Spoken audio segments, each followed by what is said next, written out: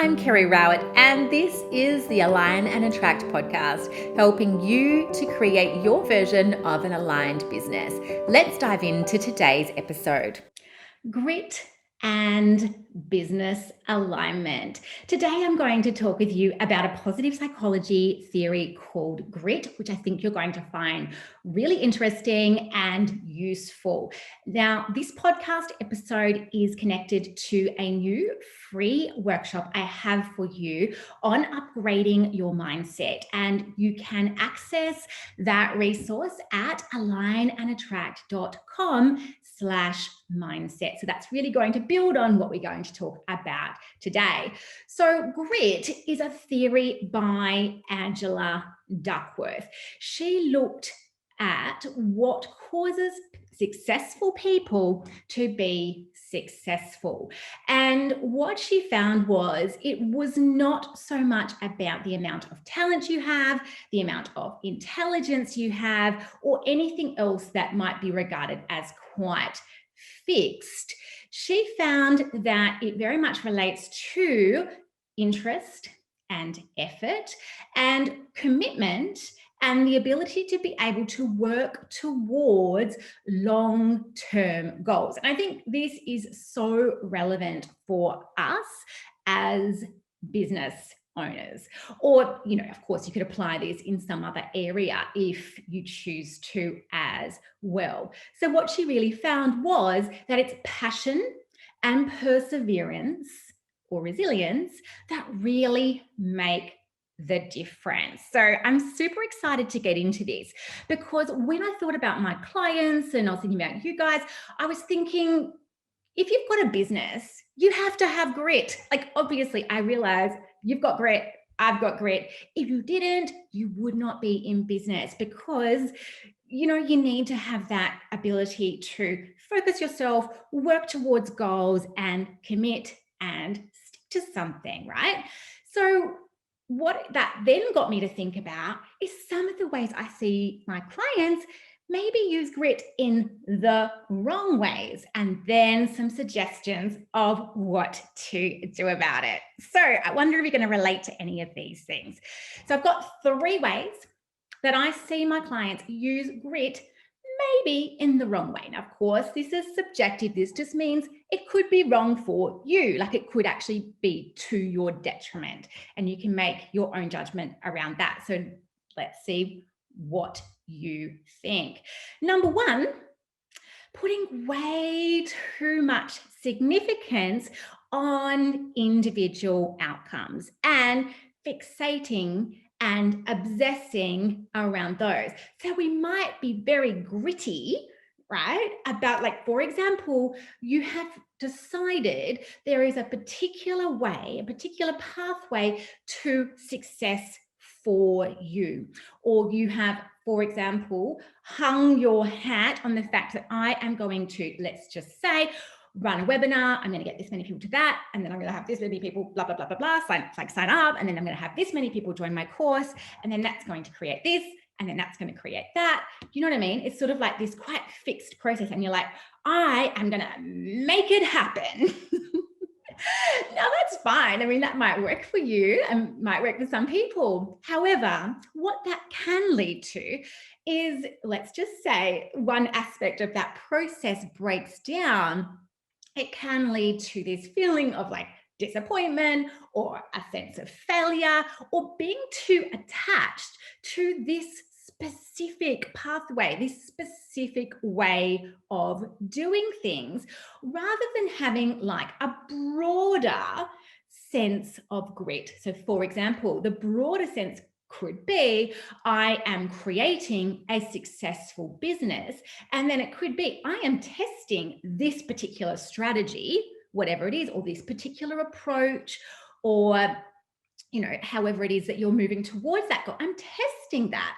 But it's not like I am going to stick to that like glue, whether or not it's working, whether or not it's not, whether or not it feels good or it doesn't. It's like, I'm my mentor, or I've learned this particular strategy in a course, and that's what I believe is going to work.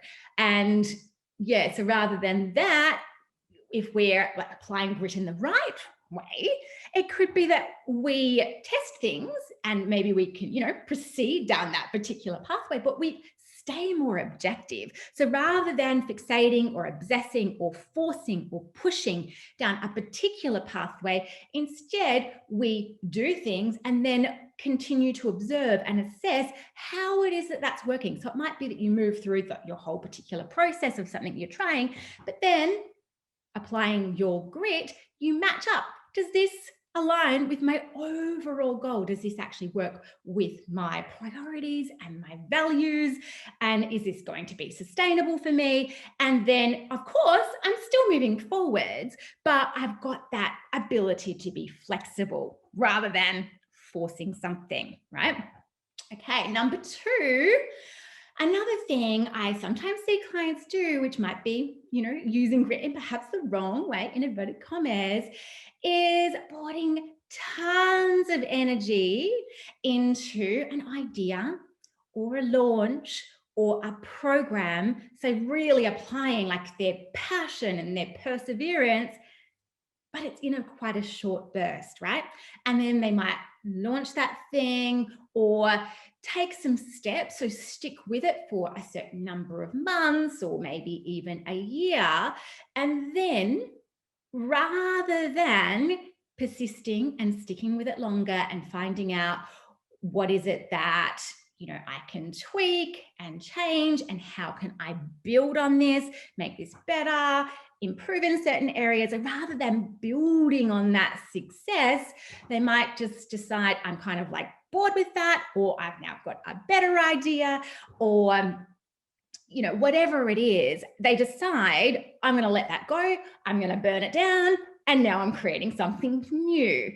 So I think you can hear with that, like this can become a pattern. I've seen this happen where it's like there's a certain amount of success that is created or a certain amount of momentum that's created, but then there is this pattern of like burning it down, starting again. So there isn't kind of that sustainability and stability and growth that is created over time. It's more of that kind of roller coaster. So as you can hear, it's like the applying the grit, but it's just in short bursts. So there's a lot of passion, a lot of perseverance for a short period of time, rather than taking a longer range view. So to create, a truly successful business, and I mean in your own definition of that, no one else's, that is a long-term game. And this is actually reminding me of a conversation I had with Leonie Dawson years ago. So I have interviewed Leonie Dawson on the podcast, so you can go back and listen to that if you haven't already, number 17. But I said to her, how did you learn how to contain your hours? Like, how did you learn not to, overwork yourself? And she said, because I wanted to do this forever.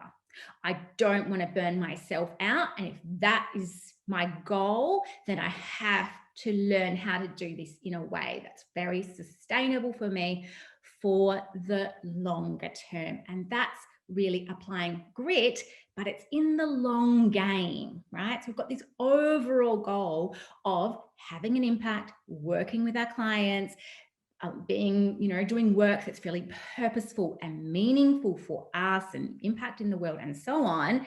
But it's not like, and I'm going to very quickly build it, and then what? You know what I mean? It's not just like these really kind of like flashes of energy or, sparks of a match. It's like a longer kind of burn, right? So number 3, the third thing I see my clients do, which could be, applying grit in the wrong way, is overworking to burnout. And I have certainly done that as well. And, you can really feel that you're not doing it when you love what it is that you do. You have this passion, you're using your perseverance, but you are working too many hours. You're working in a way that is not balanced. It's not sustainable. It's not something you're going to be able to do over the long term. And it starts to cause problems for you in other areas of your life, and then certainly can start to have an impact on your sleep, your health, your well-being, even your relationships. So I wonder if you can relate to that, because I think it's pretty common. And I think sometimes we do it without even realizing. I certainly know the first time that when I burnt myself out quite significantly, which was in 2011. I was pretty new to business. That was my third year of being in business. And it was my first year completely full time without any kind of part-time work on the side. So I just thought I was doing whatever, doing what it took, and that I was just growing my business and I was just working towards making it sustainable. However, I was working too hard and that did have a negative consequence. I certainly did learn my lessons.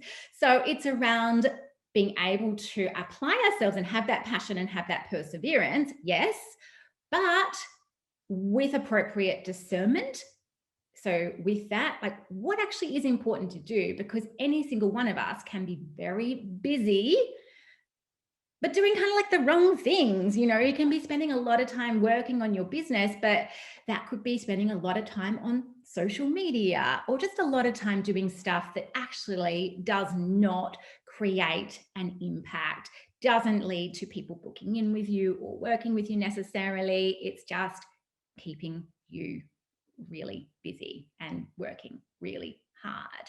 And the other thing is, we may not have appropriate boundaries. So specifically what I'm thinking around there is boundaries around our time. So we might have this ideal that we only work until, for example, this particular time of day or in the evening, but then we don't actually stick to it, or we don't prioritize enough the areas outside of our business and make sure they've got strong boundaries around them as well, that they are really important to us. And boundaries, of course, can come up in different ways as well. So what can you do about this? If you are wanting to really apply your grit and you're wanting to do it in the right ways. So I've got 3 suggestions. The first 2 are specifically from Angela Duckworth in her book, which is called Grit. Her first suggestion is to update your beliefs around your intelligence and your talent. So these things are not fixed. So this very much links to growth mindset, which I spoke about in last week's podcast, so episode number 19. So when we're applying that growth mindset, we understand that intelligence and talent and so on, these are like starting points. Well, this is, where you are in this present time, or where you've been historically, but that these things can grow and evolve. And there's lots of brain research that actually shows that. So really, really applying that belief and that understanding that whatever I think I can do and I can't do, that is up for negotiation, right? So I can actually learn to become more successful. It's not just if I had a specific amount of intelligence or talent that I would be able to do that. Angela's second suggestion is to practice optimistic self-talk.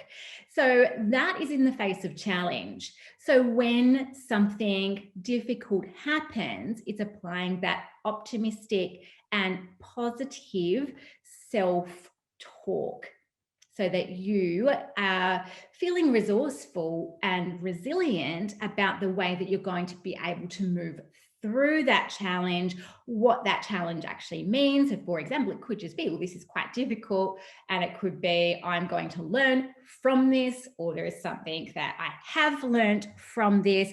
But, really talking to yourself about that situation or that event in a way that's going to cause you to, spring forward rather than to fall into a bit of a heap. Because of course, grit is about the way you deal with challenges and the way that you move forwards and the way you apply yourself to long-term goals. Now, you're here with both of those things. I mean, of course, I love them because they are so linked to what I'm going to be talking about in my workshop. And so the updating your beliefs, practicing the optimistic self-talk. So my third suggestion is to sign up for my webinar because I'm going to talk about this more, and we're actually going to do some work to upgrade our beliefs and to upgrade our mindset. And we will look at grit in a little bit more detail in that workshop. So if you didn't already sign up, it's at alignandattract.com/mindset. And I'm so excited to go deeper with you in this work to help you to get your mindset upgraded in a way that feels really like authentic. It's definitely no like fake it till you make it or anything like that, or hypey rah rah. It's like this real grounded, practical, but also positive in that real way, you know what I mean? In that way that helps you to feel resilient and resourceful and capable and confident about your ability to move towards your goals and also to navigate challenges. So I'm so excited to see you at my workshop. And once you've listened, I would love to hear what you thought of it and how you went when you were upgrading your mindset. So come and let me know over at Instagram, that's Kerry Rowett. And if you'd prefer to, you can send me a DM. I would love to hear. Thanks so much. You can find a summary of this episode along with the video of me over at alignandattract.com/blog/20. That is the same for every podcast episode at the moment while I'm recording them on video. You can find each episode at alignandattract.com/blog/whatever the episode number is. If you didn't already sign up for my free workshop on upgrading your mindset, go and do it now. It's at alignandattract.com/mindset. I do not teach these free trainings very often. I really wait until I've got something that I think is going to be really impactful to talk through with you and to teach you and to guide you through. So I really am going to make sure this is worth your while and that you're going to get a lot out of it. I think upgrading our mindset is something that we are all really conscious of, that we want to do. We're usually amazing at helping other people to do it, and this is going to be really focused on you and creating your own growth mindset for yourself, applying your grit in the right ways for you. And we're going to be doing some alignment work as well, using my unique alignment process to help you to bring it all together. So I'm super excited and I cannot wait to connect with you in this free training. All right, I will see you next time.